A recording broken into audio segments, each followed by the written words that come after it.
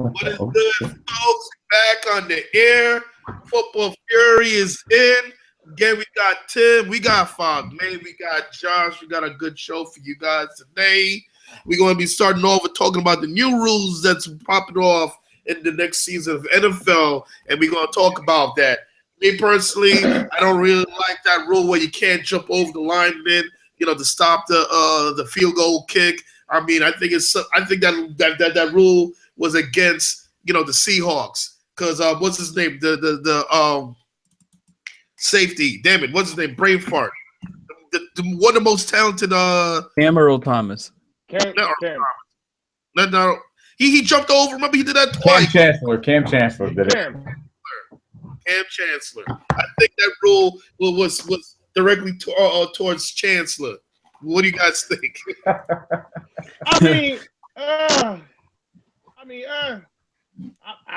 I'm not too mad about the rule change. My whole thing is what I want to see. I want to see when Goodell said he want to sit down a couple of NFL players to go over the celebration rule. I really want to know is what type of celebrations are good, what are other ones that are not. So is it maybe is it hand gesturing? Is it twerking? Is it I don't know. There's only really like two receivers out there who really go extreme with the celebration, which I haven't seen them do anything wrong, and that's Odell Beckham Jr. and Antonio Brown. Thing when Goodell sits down with these players and goes over, I think it's gonna seem like he's more. I mean, what's kind of dances can you not do? Before we discuss what rules we agree with and don't like, I think we should touch upon the 8 actual rules that were implemented so our viewers can know what the hell we're talking about. So first, so one of 8 rules permanent now that disqualifies a player who's penalized twice in one game for certain types of unsportsmanlike conduct fouls. No knock on that. Changes the spot of the next snap after a touchback result from a free kick to the 25-yard line for 1 year only. Who cares? They did that last year. Gives a receiver running a pass route defenseless player protection. Okay, I think we're all fine with that. They've been touching up on that in the past couple years. Makes a crackback blocks prohibited by a backfield player who is in motion, even if he's not more than 2 yards outside the tackle when the ball snaps.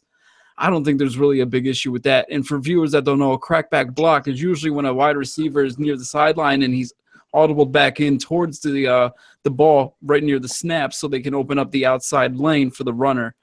So I really don't see an issue with the backfield player doing a crackback block at all, honestly. So, and now they're replacing the sideline replay monitor with a handheld device and authorizes designated members of the officiating department to make the final decision on replay reviews. Tim, I'm sure you want to touch up on that a bit afterwards. Another one is it makes it unsportsmanlike conduct to commit multiple fouls during the same down, designed to manipulate the game clock.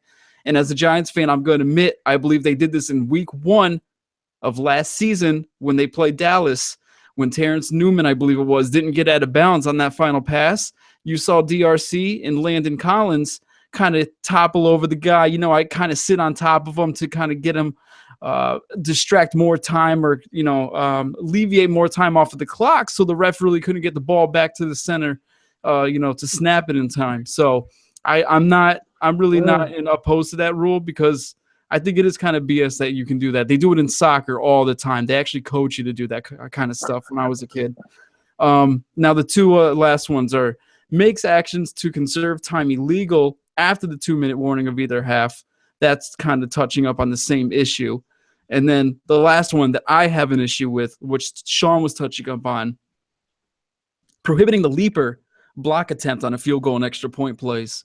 The reason I don't like that is because I think you're setting up a foundation to manipulate other rules in the future that are going to, in my opinion, kind of it's going to diminish the integrity of the game and how it's played because, running backs, kind of like Ezekiel Elliott, I think this is going to transition over into the running backs too. You're taking away a part of the game where how more creative can you get trying to block an extra point or a field goal than leaping the offensive line? I mean, there's nothing more you can do than try to attempt to block the point or at least defend it. If we're going to go this route, why doesn't Goodell just say, okay, you get an automatic point when you score a touchdown now? It's getting kind of ridiculous. And now I swear this is going to go in the future. This is going to become a habit of like Ezekiel Elliott hurdling is dangerous. I think we need to implement a rule where running backs can no longer hurdle a defender as it may, it's all BS to me. And I think that's what's going to happen. What are they doing? Is this to preserve injuries or dangerous plays from someone leaping over the offensive line? Why doesn't that it's their own risk, their own reward? If they get over the line, great. If they don't, and an offensive lineman grabs their feet and chugs them down or has them do a triple flip in the air, that's their own damn fault for leaping, and they're going to learn real quick. So that's why I don't like the rule, because I have a feeling it may transition to the regular game, not just special teams. I mean, listen,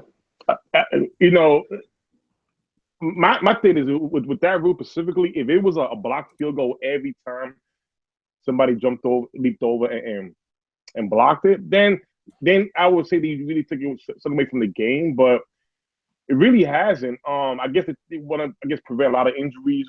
But there hasn't really been anything with leaping over. Maybe just somebody was like, you know what, let me go change something. With all these rules, I don't think it's going to impact the game like crazy. What's going to do is, like I was saying with the celebration, is take out the fun with some of these players that have it. But you got to understand, the NFL is a job. You're making all this money. If this is what they want you to do as far as rules, you got to do it. If you want to break it, just be ready to pay for it. That's all I can really say. I don't think any of these rules are going to impact the rule now. Josh, what you was talking about with the handheld device. If anything, that's going to make the game longer. Now, I think we all will appreciate the NFL taking their time when a major play happens, and if it benefits your team, you're not going to mind the referee looking at that handheld device, and then the decision comes from Park Avenue, Manhattan, where you're going to have somebody working there Sunday. So that's overtime now. So if somebody was home on the weekends watching the game, now you got overtime on Sunday, because if a call comes out, you got to make a decision. I was touching base saying, why did 4 calls or more happens, and there's only 3 people who are doing it, they're saying they'll take their time and do it. So this will make the game even longer, which I don't mind a long NFL game at all. I know one rule they wanted to change was the overtime rule, making it instead of 15 minutes, make it 10 minutes. Are you kidding me? That's, to me, stupid. That kind of rushes a team to trying to score. No, keep it traditional. If it's because there were ties in football games last year, it is what it is. That's football. But I don't think anything that has been changed is going to really impact the game. I just think the celebration, which I can't wait for Goodell to break down what type of dances can you do versus the ones you can't. And that's going to be funny. And I wonder who he's going to bring to that table as well. And here's my thing with the dancing rule. This is such a competitive sport. It is an adrenaline sport. It is also entertainment. And it seems like they're trying to take too much of the fun and the adrenaline out of the sport. It's like it's the natural reaction to be happy when you do something really great in a competitive arena. And they want you to suppress what comes natural. You know what I'm saying? And 2, it's entertainment. At the end of the day, it's entertainment. Why they're sucking the fun out of entertainment? Can someone explain this to me? Does that make sense? Well, easy. The reason they're sucking the fun out of entertainment is because it wasn't originally there, and we are unfortunately in some type of crisis where we have 30 and 40-year-old people thinking like there's 60 and 70-year-olds that actually witnessed what the game was like in the 40s and 50s. I can't even comprehend it, and I'm not even going to try to at this point. But the reality of it is, you're 100% right. They're taking the entertainment away from the game. Number one, to go off of the blocked, the leaping on the field goal kick. I can't remember the last time somebody got hurt, and their reasoning behind it was it's for player safety. Damn, man. You know, concussions occur on so many different plays, and this is the one you choose that you're going to try to protect the players. Give me a break. Again, this is just nonsense. This is no different than corporate America saying, hey, you know what? We're bored. We got to implement something here in our company. Let's implement this, cascade it down, and you guys figure out how the hell to do it. So the refs are going to have to figure out how the hell a celebration is correct or wrong. And because we want to be show that we're trying to do something from a safety aspect, hey, no more jumping over people. Even though it didn't hurt anybody, well, let's not do it because you never know. Give me a break. I'm just interested in how this little handheld device is going to work too. If they're replacing the sideline replay monitor, where exactly is this little handheld device going to be? Is there going to be like a head honcho designated member that's going to be using this thing like a flip video the whole time on the sideline? Or is it going to be like on a little totem pole where someone can grab it real quick for review? Like this, there's going to be some grayscale, some iffy little things going on with these little rule changes that I think are kind of being blind-eyed a little bit, but that's something we're gonna have to get more word on too, hopefully from the NFL, to see how that officially is gonna work out. Because anytime you got a piece of electronic and someone's either manhandling it or it's handheld, and it's not somewhere where everyone can see it to the public eye, it raises some questions, and there's gonna be some more I'm sure hashtag Gates coming out in this 2017 season. Hashtag handheld gate.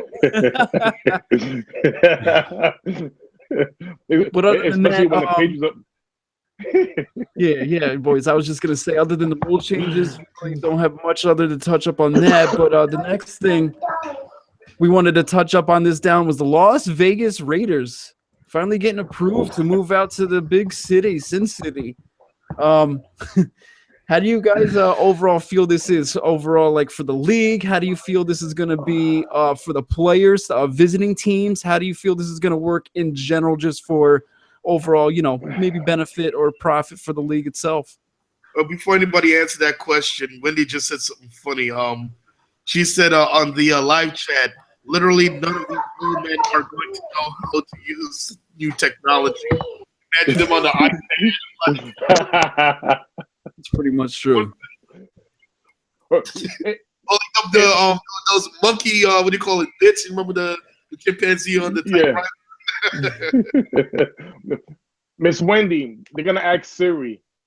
They're probably gonna have to go through OSHA training and a 72-hour course. Yeah. It's gonna be ridiculous. Oh yeah. Yeah.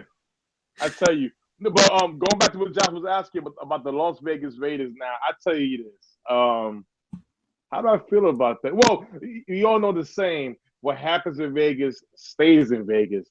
Not except on Sundays. Except on football Sunday. Because here's the thing. Coach Brian Billick, he said it himself. Going to Vegas, you're gonna have you're gonna have coaches who will tell the players, we want to stay out in the public. We're gonna stay in the hotel. Nobody can leave. You're gonna have players that are saying, "Well, I'm a grown man. I can do whatever I want. You get paid. I get paid X, Y, and Z." This is where you're gonna start needing your leaders. Where if the coach put out a rule that they don't want you going outside, staying at a certain spot or curfew time, whatever. Your leaders are you're gonna need your leaders to make sure they're on the same page. That way, everybody below don't follow. It's gonna be hard. Gambling. I just find there's a comedic factor in this too. And there's a very funny factor in this because we all know as a commissioner, Roger Goodell, and there's another one, Gary Bettman, who have always been the commissioners who've been the most publicly outspoken against gambling, and now their leagues have Vegas teams. And right. I think this just proves more hypocrisy, and it just shines more light on the two-facedness of Goodell, more so with this approval of the Raiders being moved to Vegas.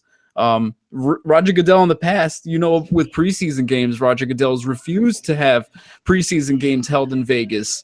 And now all of a sudden he's getting in the press conference and it's like, oh, Las Vegas, it's not the same thing it was 10, 20 years ago. It's changed a bit. It's not the same. There's improvement. It's an entertainment mecca. It's a wonderful place for our NFL players. Seriously? I mean, just like 5-10 years ago, you were just saying the opposite of how it's the worst place. You can't go there. Can't have a franchise there with, integrity of the game, yada, yada, the whole nine with this clown.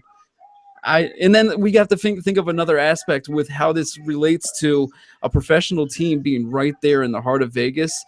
I mean, their team hotels most likely are going to be in a very high publicity spot, high traffic, I should say, with a lot of people and a lot of crazy fans. And, Twitter, the information gets out real quick, circulated real fast. They'll be finding out where players are staying in an instant. And also, you have to figure Vegas gambling, obviously, with the DFS. How is daily fantasy sports going to affect those players and even visiting players on those certain weekends when they're up there? I mean, how can you imagine being probably like Derek Carr and just getting hassled, one weekend by 500 people in the streets because, hey, you idiot, nice 3 interceptions against the Chargers, you big goofy freaking idiot. You look like Sid from Toy Story, you bum. It's going to be ridiculous. And then the visiting players are going to have to deal with that too. I think there might be integrity of the game. Would if players start betting on themselves right there in the Vegas hotels before they leave for the I don't think there's going to be an integrity to the game issue. Listen, you could bet on yourself anywhere. I'm pretty sure these guys have fantasy teams, though they say they don't or not involved in fantasy football. So I don't think there's going to be an integrity to the game issue from that aspect. I will say, yeah, the heckling could be a hell of a lot more considering where you're located. As far as, the teams and why Goodell has suddenly had a change of heart, if you will. It's money, man. These owners are looking to make. I think it's something upwards of $50 million each. A piece. Yeah, Jesus. Mm-hmm.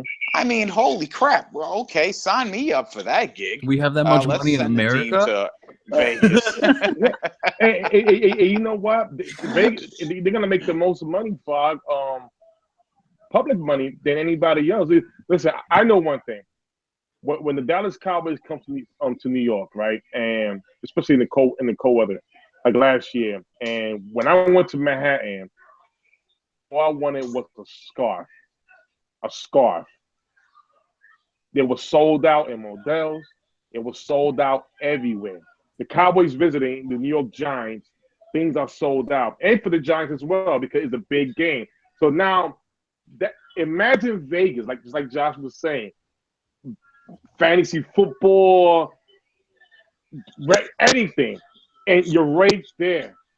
Just the influence, wow. I think, is going to be greater. I understand what Fox means, that you definitely can play it anywhere. Your mobile phone right in your hand, you can do it. But the atmosphere that you're in, I think the Devils are going to be a little bit louder in the location that they're going to be in. But here's the thing now. Will the Raiders be the same Raiders? And my answer is no. See, Oakland Raiders, those are the type of fans where, you had the crazy outfits. It's a regular person making an outfit. You're like, wow, that looks hot. They came to the NFL draft. They traveled. Tim, they're getting their own football field for like the first time in their franchise. Yeah. Wow. They're going to be just to put their fucking foot up the grass for the first time? But see, now the black hole is not the black hole no more. The black hole, it's 4 hours away, Tim. It's 4 hours away. These people, you just said they traveled to New York for the draft. You don't think they're going to take the drive to Vegas? Yeah, but you see, here's the thing. Fog was different about it. See, if you went to the Raiders' old stadium, which is still their stadium, what they had, it was crappy, but it fits the character. It fits how they come dressed. Why are you going to say that? Well, no, it fits the attitude of the Raider, the black hole, somewhere crazy. I don't know. Go to. Crap. Now you in Vegas. I mean, it's going to be a different type of. It's different. I know it's not that far. Tim, the Raiders have been in a black hole for the majority of this franchise. So, right, Tim. When I watched Raiders games, I almost didn't want to sit through the whole game because it's like it was an eyesore watching them play on that baseball diamond. It was awful. No, see, but here's the thing. What I'm trying to say is, I understand they better off new stadium, blah blah blah. But what I'm trying to say is this. As a fan of the opposing team, when you visited the Oakland Raiders, you go in a crappy stadium, but the type of fan base you was going around was crazy. In Vegas, you're going to have a brand new stadium. Is it going to be the same? Because a lot of the fan base got mad. Sometimes you just have to change and improve. I mean, we're talking about a shindig or a joint like Gus's Hot Dogs. It's been around since like 1948. I mean, it's not the prettiest place, but Gus's Hot Dogs, man, you go in, you get that grit, you get that rusty little booth in the corner. You know it's Gus's. I know that's what you're saying for Oakland, but you got to change and you got to move upward if you want to be successful. Okay. But you know, it's like this. It's like the Giants and Jets. They in Jersey. All right. Now, here's the thing. If the Giants and Jets was to move, let's just say, to the old Shea Stadium or somewhere in Manhattan, which that was the plan a couple of years ago, that's not too bad. It's right across the bridge. You're good. You know, and you're still going to have the same fan base. Now, with Oakland, you got a lot of the fans who now might be cheering for the 49ers. Still right there in the Bay Area. That's gonna see. That's to me more of a change. But it's a little different because the new, when they moved the Giants, that's not really that far. 4 hours to go to your team game. That's different. There's fans that do that too. I mean, I got a photographer buddy that used to actually photograph some Oakland games last season. He would have to leave his house at like 6 a.m. just to get to a 1 p.m. game, get the parking and everything. And I mean, what makes you think fans are not going to do that? Leave their house at 6 a.m. to get to a 1 p.m. game? I'm not saying they're not going to do that.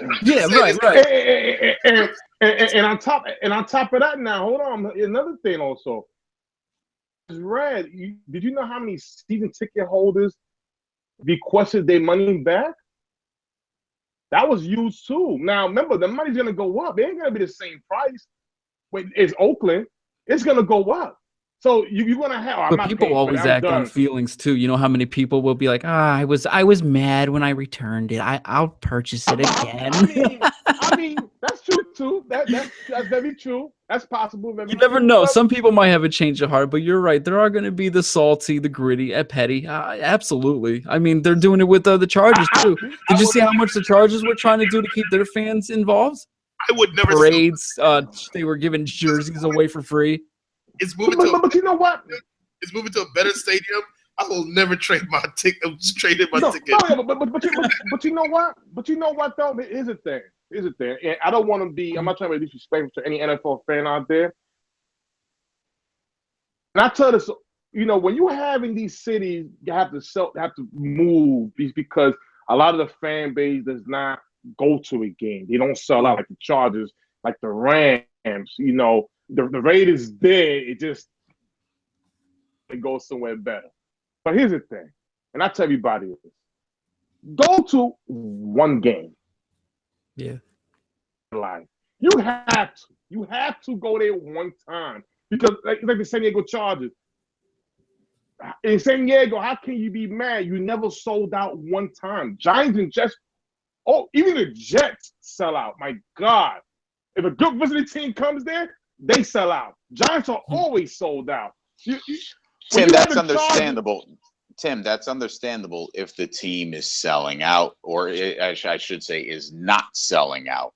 In this particular case, the Raiders are selling out. This is one of those situations where I dislike the NFL. I dislike the NFL ownership and what they do with this, because you're turning around and you're making millions of dollars, and then you're asking of the hardworking taxpayers, hey, I need an upgrade on my stadium, or I need this. I need better press boxes or sky boxes. Here's a fact. What other business do you know is capable of requesting taxpayers' money to put up their building and all the amenities that come with it, Right. and then charge your ass when you walk through the door on top of it. But you know what, Frog? You know what, Frog?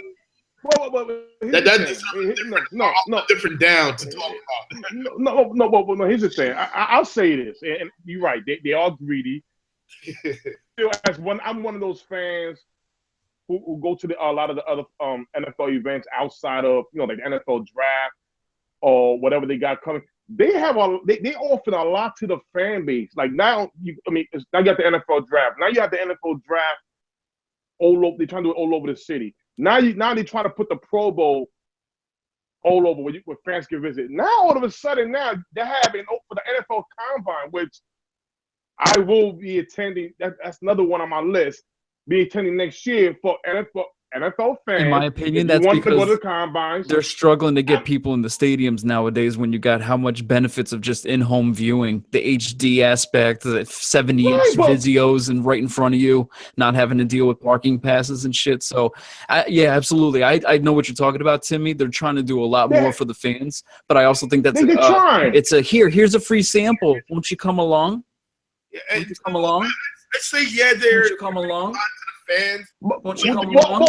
Well, here's the thing. The NFL draft, I'll tell you that. Anybody watching 2-minute right now, I'll tell you this.